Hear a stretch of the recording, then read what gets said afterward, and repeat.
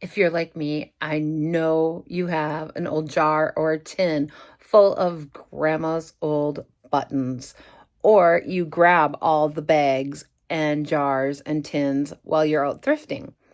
Well, I have the perfect use for them today, and it's an amazing bowl filler, and I can't wait to share.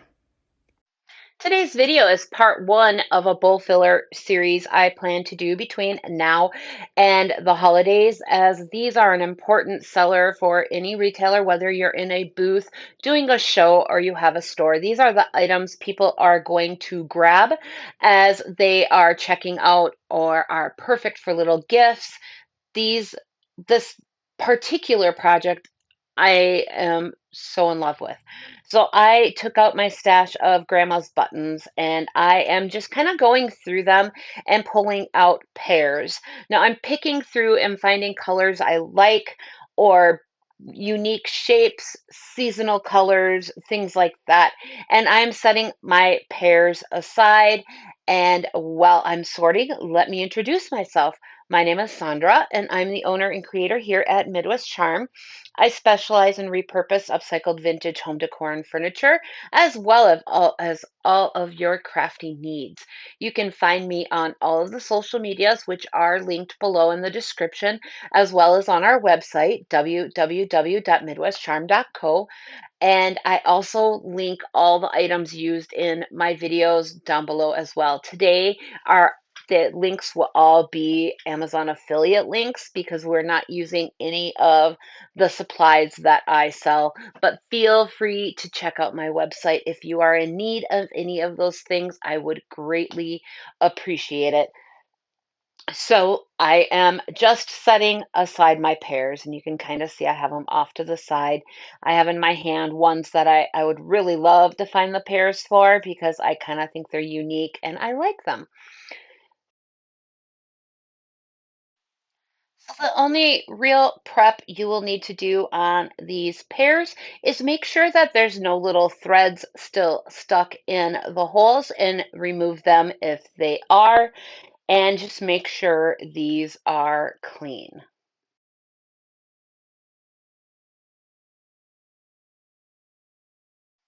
So once you have all of these done, you're going to flip them over so that you are have the back side up. You'll see that those little tiny ones I'm messing with right there. I actually didn't do my posts didn't fit on these. And yes, we're making earrings.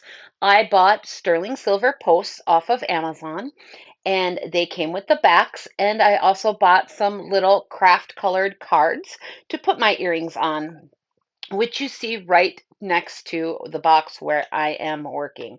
And what I'm doing is just going to get these all ready so that I can just go through and add the backs to my buttons and just keep going. So I also chose to do B6000 glue, not E, B. It comes in a fine tip and it's made especially for jewelry, and the stuff is works great. I love it, and the fine tip precision on there was absolutely perfect for this project.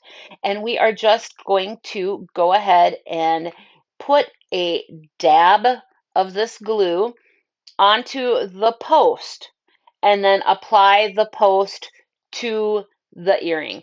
Now, I bought these backs and didn't double check, y'all, so I'm linking the right ones below. But these have like little circles so you can dangle things from them, which you could absolutely do. That would be really cute to add like a little crystal to them. But I just chose to kind of hide that little circle on the back of the button so you can't see them, and I just went ahead and used them. The price point for these ones was a little bit better than the price point for the ones without them.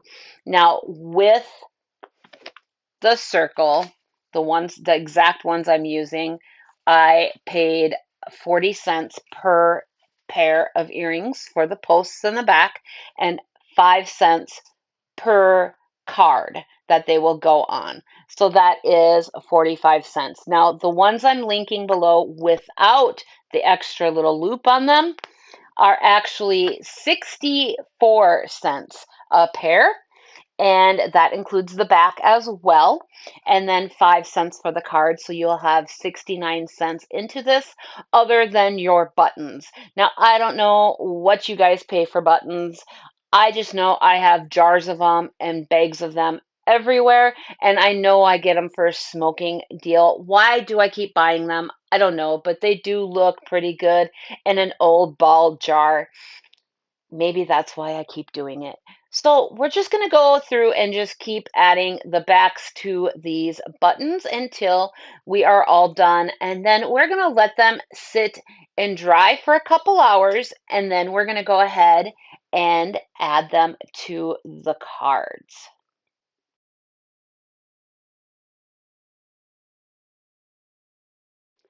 I get asked an awful lot by you guys to share my price points with you. And I usually forget. I'm don't I apologize. I just usually when I'm recording, I'm not thinking, oh, hey, this is what I'm going to charge for this item.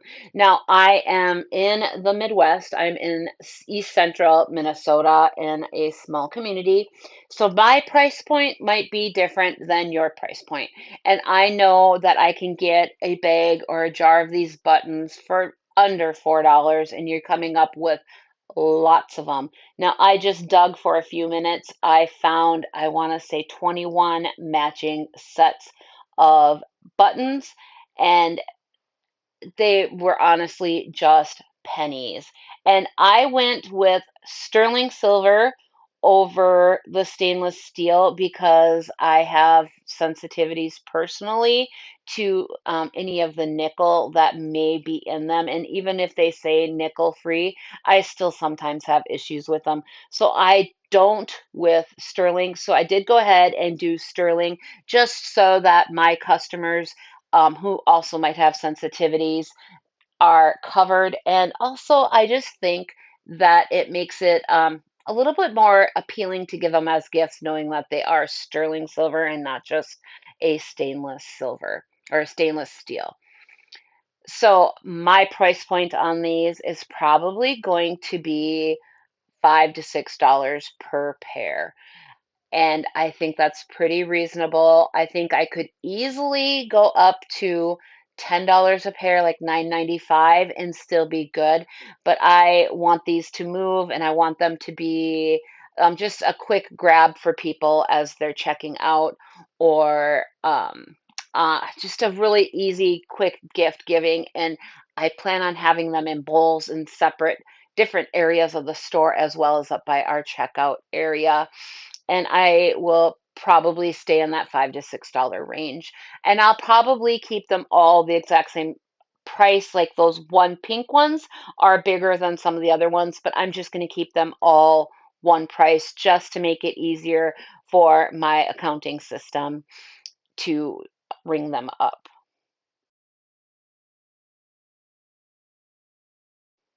I would love for y'all to post below what this style of earring would go for in your area.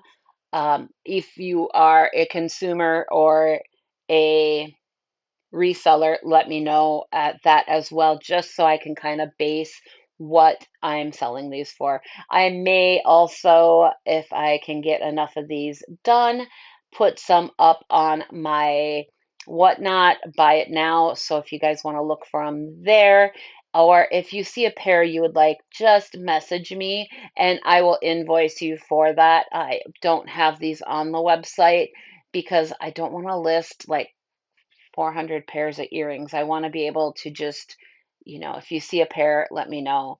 I will charge actual shipping. These will be super cheap to ship. So just let me know below. Our email address is midwestcharm10@gmail.com.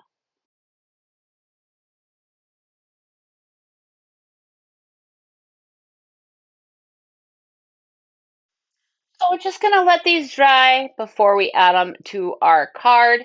And let's talk a little bit about the cards. There are so many available on Amazon or even at like Michael's.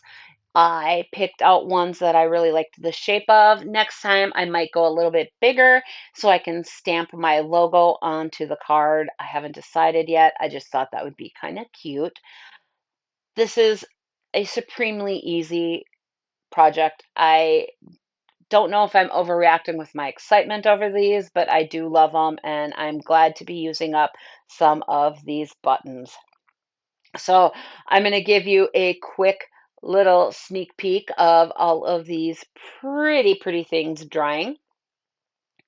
I just have them sitting on a picture frame to dry, just in case any of that glue dripped through. It did not. It was totally fine. But once they're dry, I'm going to add them to the cards.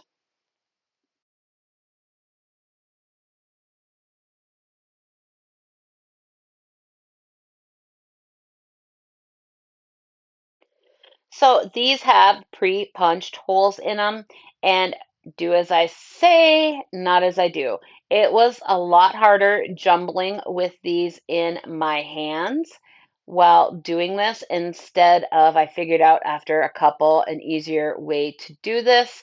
If you put your earrings onto the card and put the card onto the box or the frame and hold it down with your finger and thumb and then slide the backs over it. It was so much quicker and easier, and it held the earrings in place. It was perfect.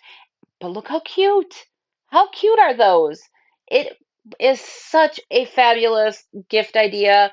I am so excited to share this series with you all. I can't wait to share more of these little perfect gifts that you can use, that you can just sell easily in your booth, uh, whether you call them bowl fillers or I don't know, people have different names for them. We just have always called them bowl fillers. And I keep them by the checkout stand, but I'm also going to place some of these throughout the store just so that people can grab them as they're browsing too. I'm really excited to see how they sell. And you guys, I have our final pictures coming up here. I did some shots as I was filling up my ironstone bowl with these beautiful earrings. All of the colors and that natural brown paper pop inside of that. I may throw a little bit of greenery in with them just to add some texture, but they are beautiful. Again, y'all, let me know what you think below, and we will see you guys all next time.